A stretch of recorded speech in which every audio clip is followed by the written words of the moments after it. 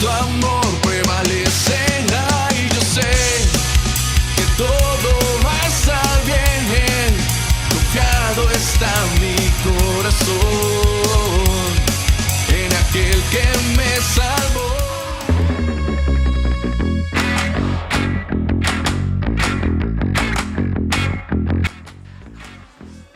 Cuando uno va al graduarse del colegio, de la universidad, es un momento decisivo, ¿no es cierto? Es un momento muy importante. Y yo no sé ustedes, pero a mí me pasaba que cuando iba a graduarme, me daba pánico tropezarme. ¿Sí? Es decir, ir uno caminando delante de una cantidad de gente y de los compañeros y de todos los demás, y uno caminando iba a coger el diploma y de pronto el torpe pie se enreda y uno va de bruces contra el suelo. Eso es terrible. Miren, en la vida hay momentos decisivos. Y uno piensa y espera esos momentos decisivos con ansiedad. O sea, uno ve a los niños en el kinder pensando que cuando sean médicos o abogados o ingenieros o cualquier otra cosa, van a hacer 100.000 asuntos, van a conquistar el mundo, ¿no? Y llega el momento decisivo y la cosa a veces no es tan así. Pero hay gente que dice, no, mire, el momento decisivo mío va a ser cuando me gane el baloto. Entonces, ahí le voy a ayudar a mi familia y voy a cambiar el mundo, ¿no?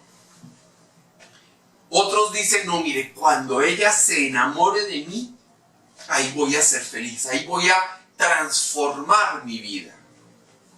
Cuando me case, cuando compre esa casa, cuando compre ese carro o esa finca, ahí sí voy a ser feliz. Y ubican los momentos decisivos en esas situaciones. El grado, el trabajo, el dinero, la cuenta generosa en el banco, una casa, en fin, ubican el momento decisivo en esas situaciones. Sin embargo, rara vez salen las cosas como las planeamos, ¿no? Uno tiene pensado que el grado va a ser impresionante y va a tener orquesta y todo lo demás, y escasamente los papás de pronto lo invitan a uno a almorzar, ¿no? O lo sacan de viaje 1 o 2 días y ya, salió. Y el matrimonio uno se lo imagina como si Diana de Gales lo hubiera envidiado, ¿no? En la catedral de Westminster, uno con una alfombra roja de 300 metros y todo, y no.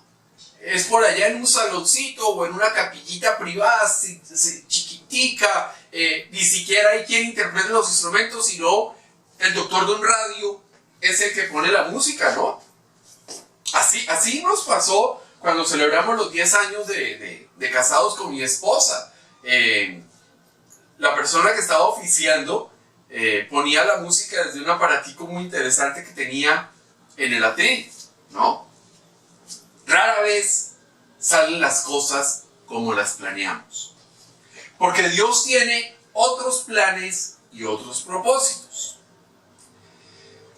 Y a veces nos congelamos justo en el momento decisivo.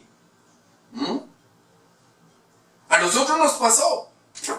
Durante muchos años estuvimos esperando que a nuestra hija le dieran una beca, ¿no? Y era una beca para todo el colegio. Y llegó el día y dijeron el nombre de nuestra hija. Y adivinen qué pasó. Mi esposa y yo nos quedamos mirando a ver a qué hora salían los papás de esa niña que estaban nombrando.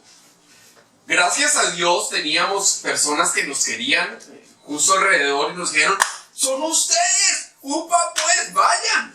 O si no nos hubiéramos quedado ahí atornillados, ¿no? En el momento decisivo nos congelamos. ¿Cuál pudo ser el momento decisivo de los discípulos? Uno podría pensar que fue cuando capturaron y crucificaron a nuestro Señor Jesucristo en la cruz. Ese era el momento decisivo, era el momento para el que se habían preparado, para predicar la buena nueva de la salvación, ir por todo el mundo y predicar el Evangelio, ¿sí? Llevar el Evangelio a todas las naciones. Pero ese Evangelio era el sacrificio de Jesús en la cruz para salvación, ¿no? Era el momento que deberían estar esperando. Cristo derramaría su sangre en la cruz para nuestro perdón, ¿sí? Él daría su vida por nosotros y también por ellos, ¿no es verdad? Entonces, después de la cena, Jesús fue con sus discípulos al torrente de Cedrón. Y allí en ese torrente, o sea, un manantial, había un huerto. Y entonces ya Judas sabía que nuestro Señor iba a estar ahí, entonces organizó el tema con los soldados del templo y con los alguaciles y con todo el mundo para capturar, para aprehender a nuestro Señor, ¿no? Pero obviamente esta gente no iba manca. Ellos iban con linternas, antorchas, armas. Iban dispuestos a lo que fuera con tal de capturar a nuestro Señor Jesucristo. Nuestro Señor sabía lo que iba a pasar, obviamente. 100% Dios, 100% hombre. Sabía lo que iba a pasar.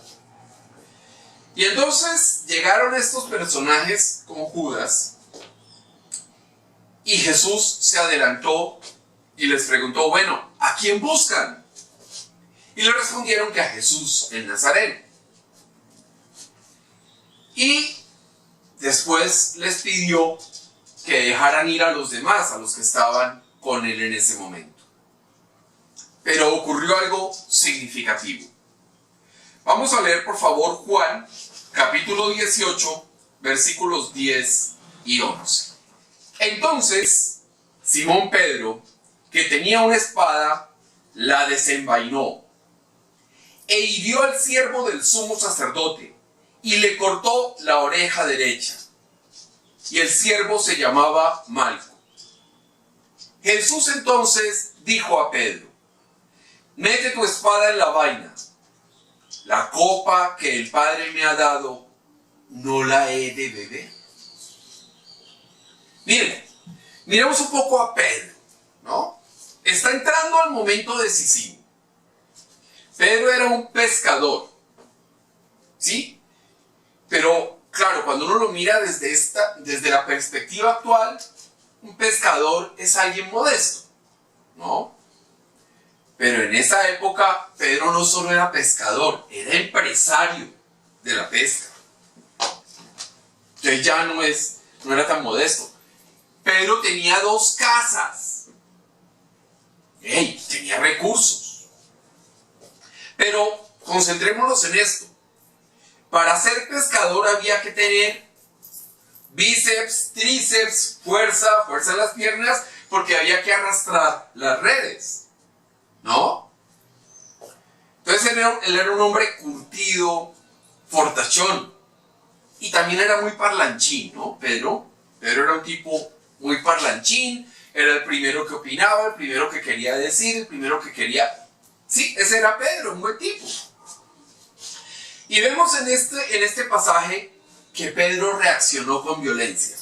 Desenvainó la espada, agarró la espada y le cortó la oreja al primero que vio, ¿no? Una situación de mucha tensión, ¿sí? Eran 2 grupos enfrentados. Los que venían con Judas y los que estaban dispuestos a lo que fuera con tal de defender a nuestro Señor Jesucristo. Una situación muy tensa. Soldados armados a un lado y discípulos que amaban al Señor al otro lado. Y entonces querían capturar a Jesús. Y Pedro debió pensar, uy, yo no se las voy a dejar tan fácil. Aquí va a correr sangre, pero a mi Señor Jesucristo no me lo van a coger así como facilito. No. Vamos a ver cómo manejan la espada. ¿Y qué tanto músculo tienen? En esa época las confrontaciones requerían mucha fuerza física, ¿no? Y entonces Pedro debió decir, bueno, vamos a ver cuántos somos y cuántos quedamos, ¿no? Yo soy valiente y voy a defender a mi Señor. Ese es el cuadro que nos muestra este pasaje. Pero además, cuando está esa situación crispada, nuestro Señor entra a mediar, ¿no? Le dice a Pedro, guarde la espada, ¿sí? Y le explica, yo tengo que hacer lo que mi Padre quiere. Y lo que mi Padre quiere es que yo sea la víctima de propiciación, que yo pague por los pecadores, ¿sí? Entonces fíjense que en ese primer momento, en las primeras de cambio del momento decisivo, Pedro fue agresivo. O sea, un tipo, yo no me dejo y yo defiendo y me hago matar. Eso es muy frecuente en Colombia, que uno oye, es que yo me hago matar por no sé quién y por sí sé cuándo. En fin, quería defender al Señor a toda costa. Incluso Pedro mostró valentía, porque la palabra dice que Pedro fue el que desenvainó la espada y atacó a Melco. De los otros no se menciona absolutamente nada, ¿no?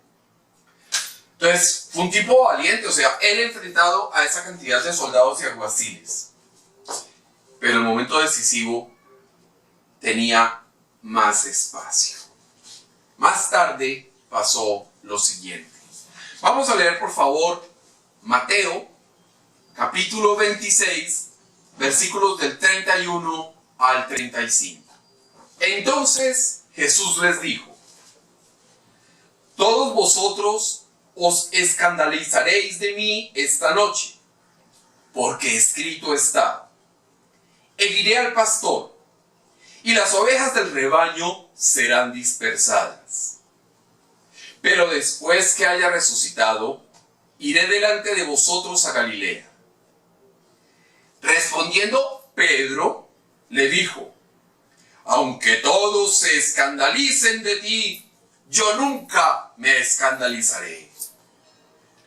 Jesús le dijo, de cierto te digo que esta noche, antes que el gallo cante, me negarás 3 veces. Pedro le dijo, aunque me sea necesario morir contigo, no te negaré. Y todos los discípulos dijeron lo mismo. Este pasaje es bien interesante, ¿no? Pedro sigue en esa línea de valentía y de ser hablador, ¿no? De prometer y garantizar que él va a defenderlo, que él va a morir con él si es necesario. O sea, todo un parlanchín, ¿no? Nuestro Señor Jesucristo predijo, profetizó que se avergonzarían de él esa noche. No les dijo mañana ni pasado mañana, no, les dijo esta noche. También les anunció que después de resucitar iría con ellos. Entonces Pedro el valiente dijo, aunque todos se avergüencen, yo no lo haré. No le faltó sino el aleluya. ¿Ah? Una declaración de un tipo valiente. ¿Ah? Además porque la valentía de Pedro había sido demostrada. Recordemos que Melco ya era un pocillito, ¿no? Solo una oreja. Un hombre grande y aguerrido que estaba seguro de lo que decía. Pero Jesús le dijo, antes de que el gallo cante, me negarás 3 veces. Pedro debió pensar que Jesús estaba equivocado. Debe estar pensando en Juan, en Mateo, o sea, en otro, pero no en mí. Oh. Mire estos músculos, mire esa espada bien afiladita. ¿Cómo va a pensar que yo voy a negarlo? ¿Sí? De pronto debió decirlo, se confundió de discípulo. Entonces, Pedro salió con una afirmación tremenda. Aunque tenga que morir contigo, no te negaré. Esa muestra de valor motivó a los otros discípulos. ¡Ah, sí! Yo también voy a morir contigo. Si tengo que morir, yo también, Señor. ¡No, yo también! Claro, la presión de grupo ahí funcionó. Pero el líder de toda esa situación fue Pedro. Vamos a leer, por favor, Mateo, capítulo 26, versículos 57 y 58. Los que prendieron a Jesús le llevaron al sumo sacerdote Caifás, a donde estaban reunidos los escribas y los ancianos. Mas Pedro le seguía de lejos hasta el patio del sumo sacerdote, y entrando, se sentó con los alguaciles para ver el fin. El valiente Pedro ya fue comenzando a quedarse atrás. Porque ciertamente la situación era seria, era un momento decisivo y era una situación de enorme peligro, ¿no? Entonces Pedro dijo, no, yo soy valiente, pero, y cuando comienzan los peros, la cosa cambia.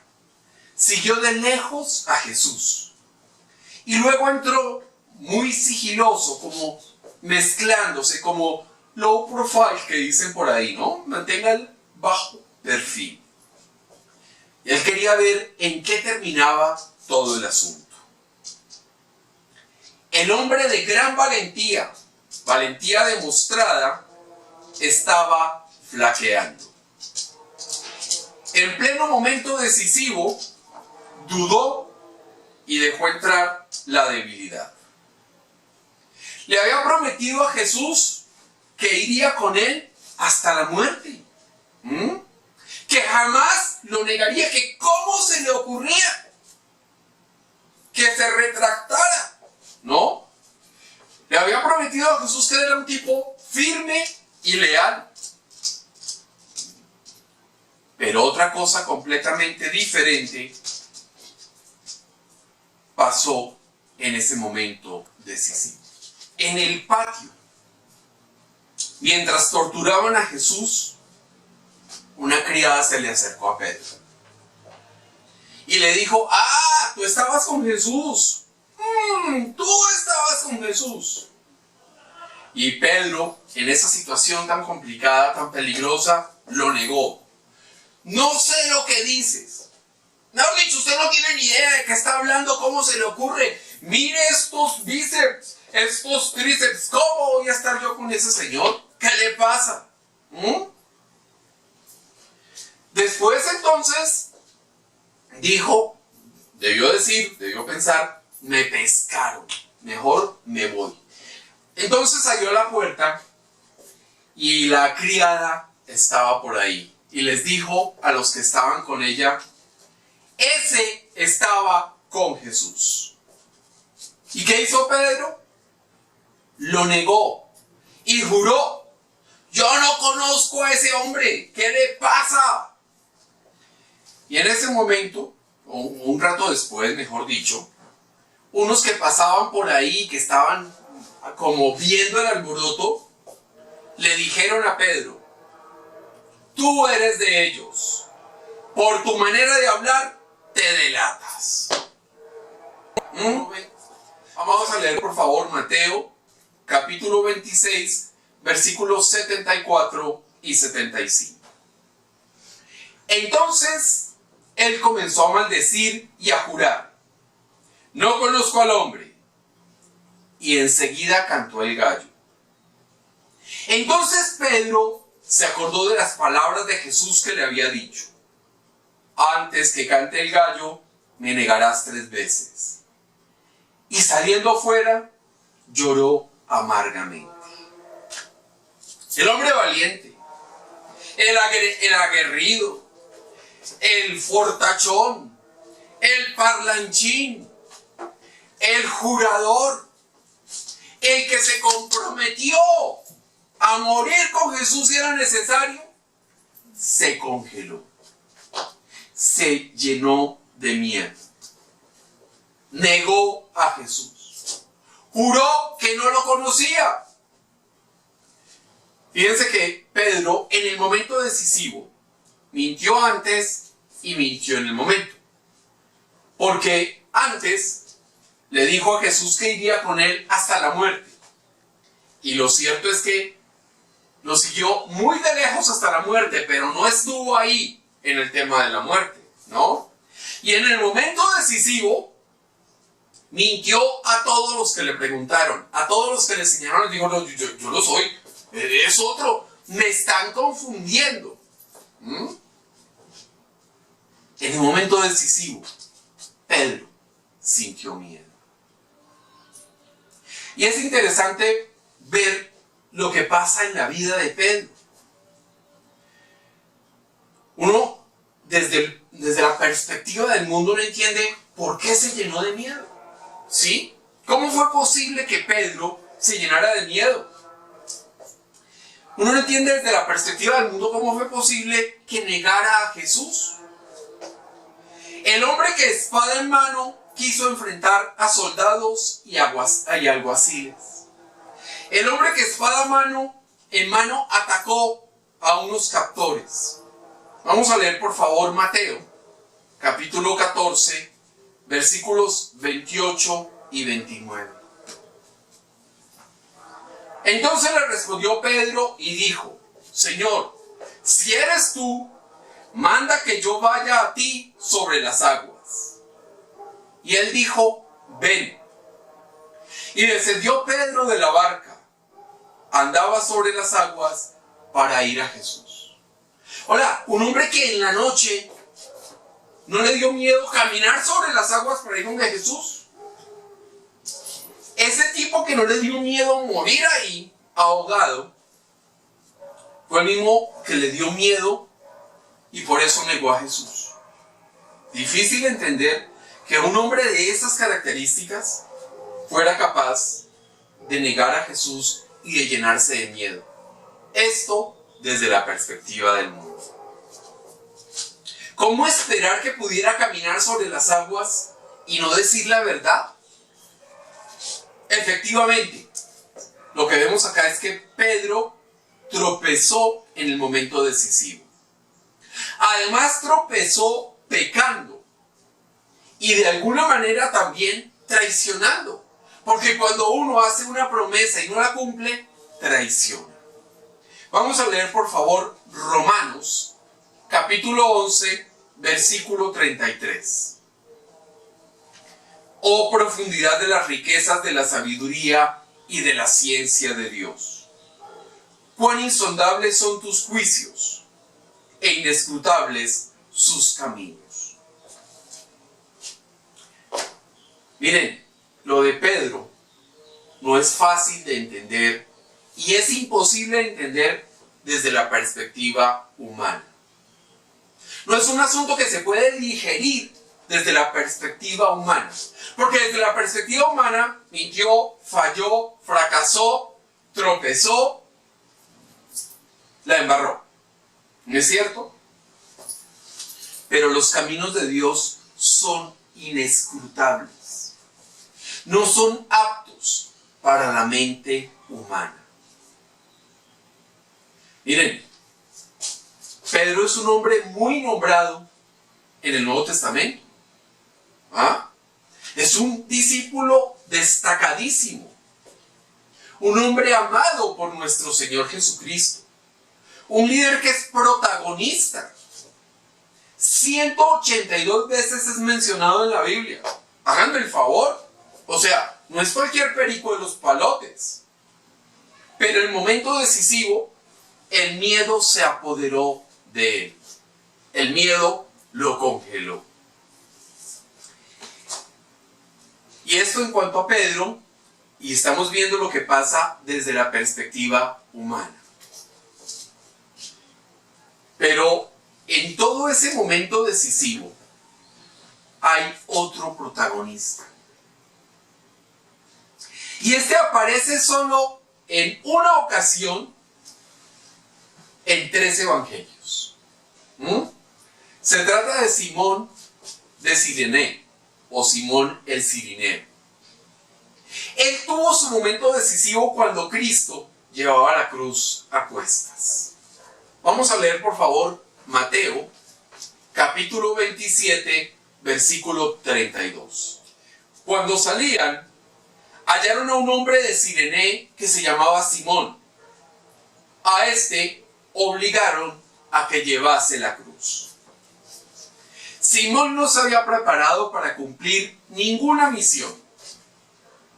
Seguro había oído hablar de nuestro Señor Jesucristo, le habían dicho, mira, ahí hay un tipo que es tal y pascual, pero nada más. Sin embargo, además no era discípulo, ¿no? Que quede claro. Pero él estaba ahí, justo ahí, para el momento decisivo. Llevar la cruz de Cristo por unos kilómetros.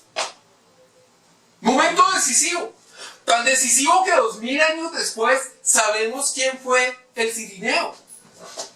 ¿Sí? Y no sabemos el nombre del soldado que clavó a Jesús en la cruz. Pero sí sabemos el nombre del que lo llevó, le ayudó con la cruz. ¡Ey! Un momento decisivo.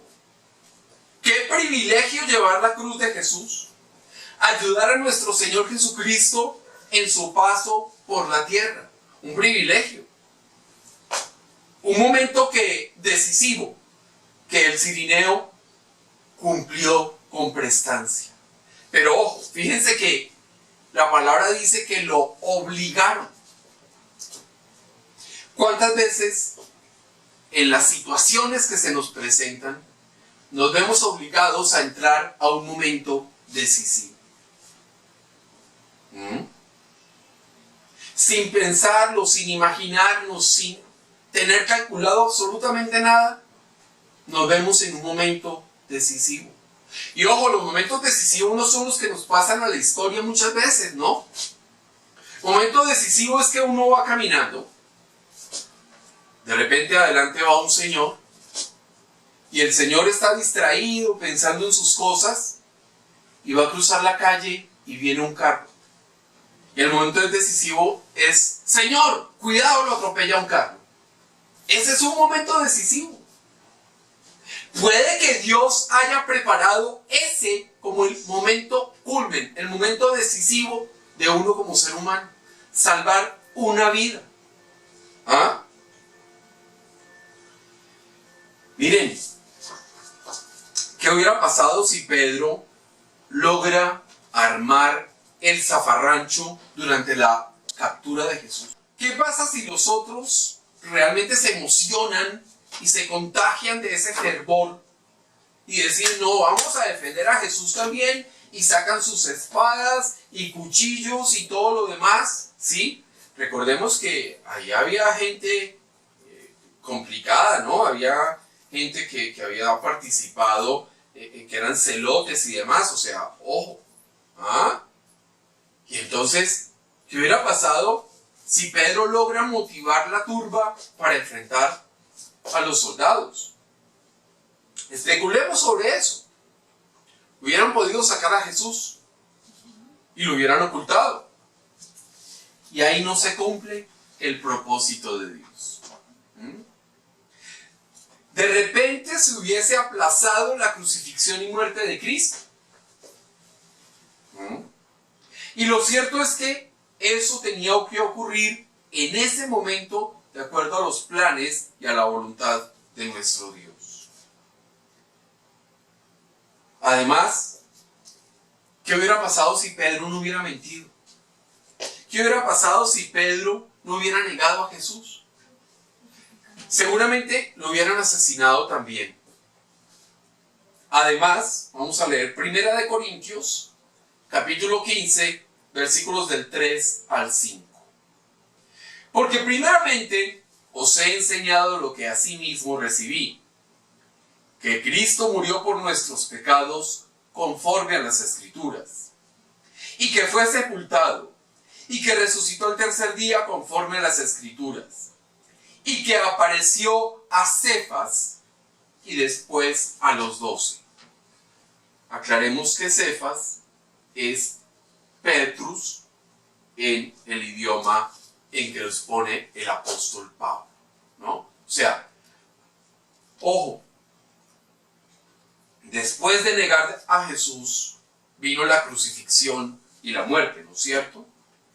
Y al resucitar, Pablo dice que fue a Pedro, es decir, a Cefas, que está ahí, al primero que se le apareció, después de resucitar.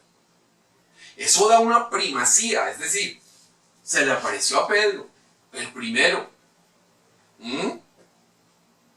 Quiere decir que Pedro vivió lo correcto ante Dios en el momento decisivo. No a los ojos del mundo, pero sí ante los ojos de Dios. Lo que pase en los momentos decisivos es competencia de Dios. En esos momentos es lo que funcione para el plan de Dios, conforme a su voluntad. Es lo que Dios quiere de nosotros, no lo que nosotros queremos, no es la apariencia. Si Pedro hubiese pensado que iba a estar en la palabra de Dios, de repente se hubiese hecho matar y partir la mandarina en gajos con tal de defender a Jesús, para no quedar ante el mundo como un cobarde. Miren, el momento decisivo existe. Y hay momentos, varios momentos decisivos en nuestras vidas. La respuesta, lo que hagamos en esos momentos decisivos, no depende de nosotros. Eso depende de nuestro Señor Jesucristo. Pero tu amor prevalecerá y yo sé que todo va a estar bien. Confiado está mi corazón en aquel que me salvó.